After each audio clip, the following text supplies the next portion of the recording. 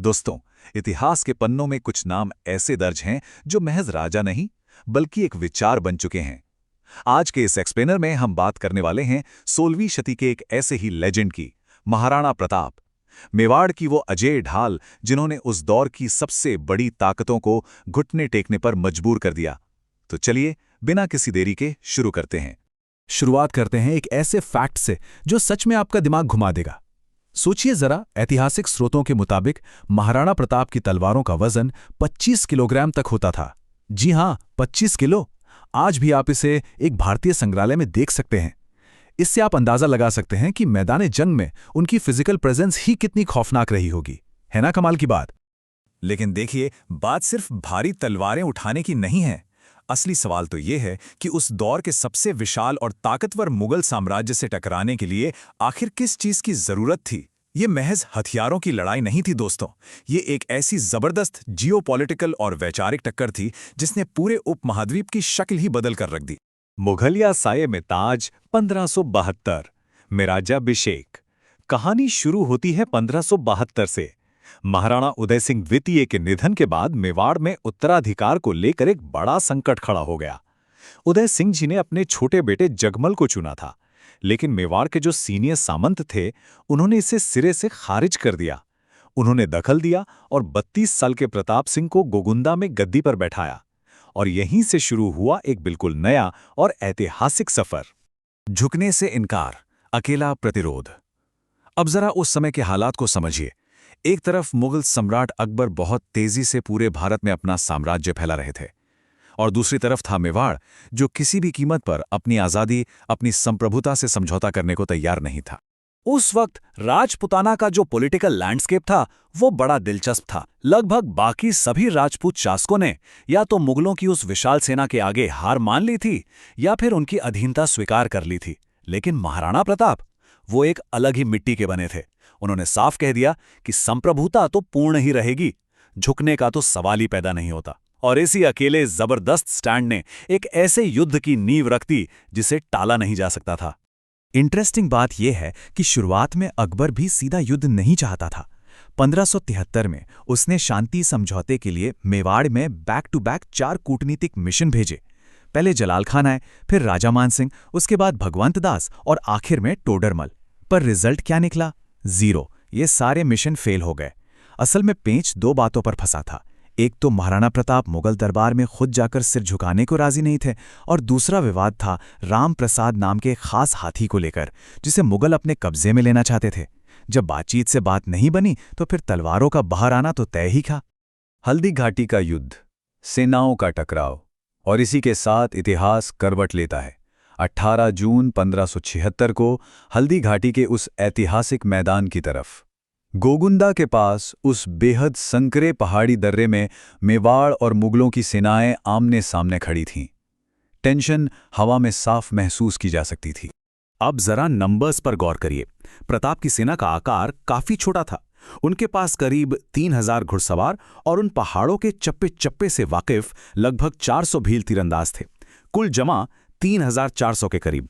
सेना भले ही छोटी थी, लेकिन अपनी मिट्टी के लिए मर मिटने का जो जज्बा इनमें था वो किसी भी बड़ी सेना पर भारी था।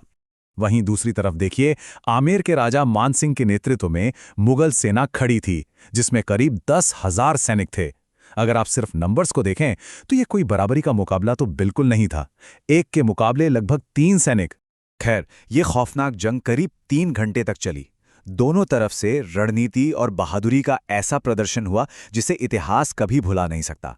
जब महाराणा प्रताप बुरी तरह घायल हो गए तो उनके एक वीर सरदार झाला मानसिंह ने उनका मुकुट खुद पहन लिया ताकि मुगल सेना को चकमा दिया जा सके।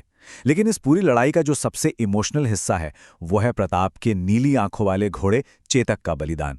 बुरी तरह घायल होने के बावजूद चेतक ने एक विशाल नाला छलांग लगाकर पार किया और अपने स्वामी को सुरक्षित जगह पहुंचाकर ही आखिरी सांस ली।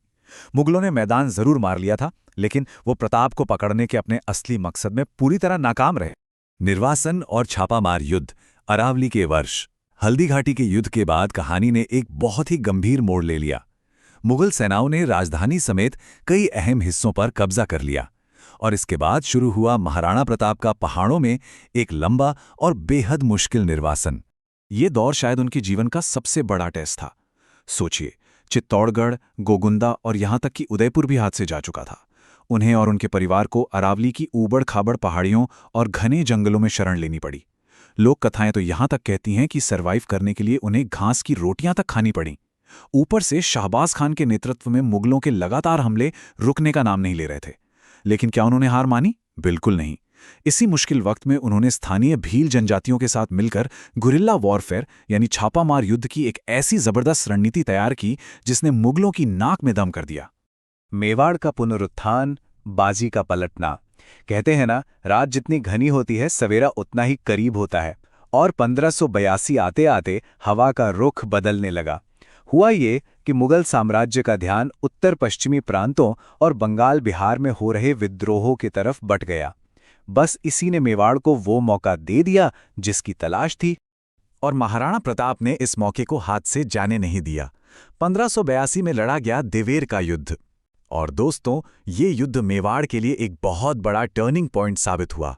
उन्होंने इतनी फुर्ती से अटैक किया कि देखते ही देखते 36 मुगल सैन्य चौकियों का नामो निशान मिटा दिया।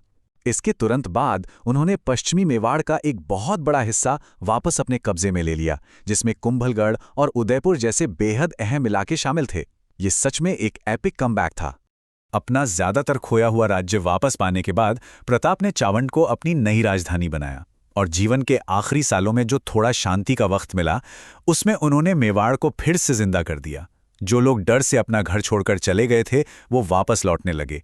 खेती और व्यापार फिर से रफ्तार पकड़ने लगा। और आपको जानकर हैरानी होगी कि इसी दौरान उनके संरक्षण में चावंड स्कूल ऑफ आर्ट की शुरुआत हुई, जहां नसीरुद्दीन जैसे शानदार कलाकारों को काम करने का मौका मिला। हालांकि यह सुकून भरा वक्त ज्यादा लंबा नहीं चला। 1597 में शिकार के दौरान एक दुखद हादसे में उनका निधन हो गया। राजपूत गौरव की विरासत, अमर योद्धा, जिंदगी भर संघर्ष करने के बाद उनका जाना भी इतिहास के पन्नों पर हमेशा के लिए दर्ज हो गया। अपनी आखिरी सांसें लेते हुए उन्होंने अपने बेटे अमर सिंह से एक वादा लिया था कि वो कभी भी मुगलों के आगे घुटने नहीं टेकेगा और चित्तौड़ को वापस लेने की लड़ाई जारी रखेगा। उनका यही कभी न टूटने वाला संकल्प आज उन्हें राजपूत गौरव और भारत की आज़ादी का एक अमर प्रतीक बनाता है। मशहूर इतिहासकार सतीश चंद्रा इस बारे में बहुत पते की बात कहते हैं। उनके मुताबिक बिना किसी बड़ी बाहरी मदद के मुगल साम्राज्य जैसी महाशक्ति को टक्कर देना अपने आप में एक अविश्वसनीय अचीवमेंट था। और सबसे बड़ी बात तो यह है कि महाराणा प्रताप का इम्पैक्ट सिर्फ उनके दौर तक सीमित नहीं रहा। उनकी जो छापामार युद्ध यानी गुरिल्ला टैक्टिक्स थीं, वो इतनी ज़बरदस्त थीं कि आगे चलकर दक्कन में मलिक अंबर और यहाँ तक कि महान मराठा शासक छत्रपति शिवाजी महाराज ने भी इन्हीं रणनीतियों को अपनाया और मुगलों को कड़ी चुनौती दी। तो इस पूरे एक्सप्लेनर के अंत में हमारे सामने एक बहुत ही गहरा सवाल आकर खड़ा हो जाता है। जब आपके सामने कोई ऐसी ताकत हो जिसे हराना नामुमकिन सा लगे, तो क्या सच्ची जीत सिर्फ उस युद्ध में जिंदा बच निकलने या उसे जीत लेने में है, या फिर तमाम मुश्किलें और दर्द सहने के बावजूद अपने उसूलों, अपने सिद्धांतों और अपनी आज़ादी से कभी समझौता ना करने में है? महाराणा प्रताप की जिंदगी हमें यही सिखाती है कि इतिहास हमेशा उन लोगों को याद रखता है जो झुकना नहीं जानते। आज के इस एक्सप्लेनर में बस इतना ही। सीखते रहिए और इतिहास के इन पन्नों को ऐसे ही एक्सप्लोर करते रहिए।